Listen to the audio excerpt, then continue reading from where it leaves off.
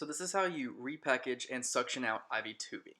So this first one is a Baxter primary. You will just need the IV tubing itself, a spike cap, and a cap for the other end of the tubing, and then the label for the IV bag, and then a bag to put it all in.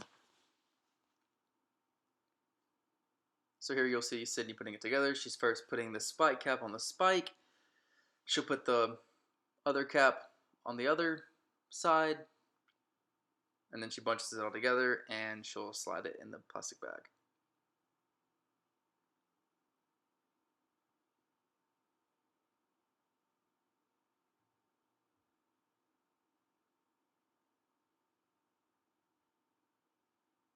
Sometimes it takes a second, but we got patience, I promise.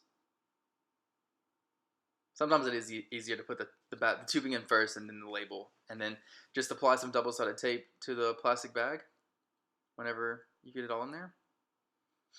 And then fold down the extra plastic flap to where the plastic is underneath the IV tubing. I know she folded it up, but make sure you fold it back in the real one.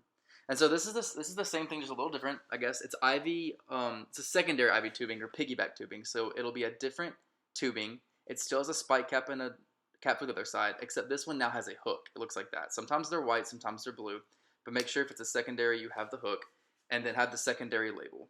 It'll say it on the label for you, and then just the same plastic bag to put it all into.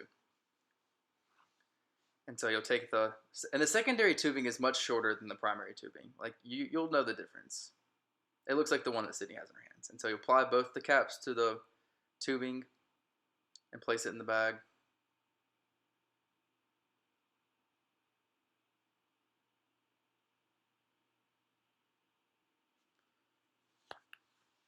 And then you'll slide in the secondary hook and the label on top of that. And then make sure you apply some double-sided tape and then tape the plastic behind the kit. It just looks neater, and Rachel really likes it.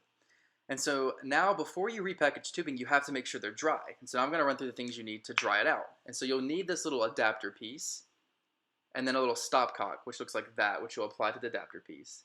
And then this is the vacuum machine itself. It looks like this and has a bunch of tubing. And now we're going to do a video of how to set it all together. So you'll take the adapter and you'll slide it into the tubing that comes from the vacuum system. And then make sure the stopcock is flipped, like the off switch is to the port you're not using. Connect the IV tubing to the other end. Make sure you open up the tubing by sliding out any clamps or any kind of clips that are shutting it off. Make sure you open those up like she's doing here.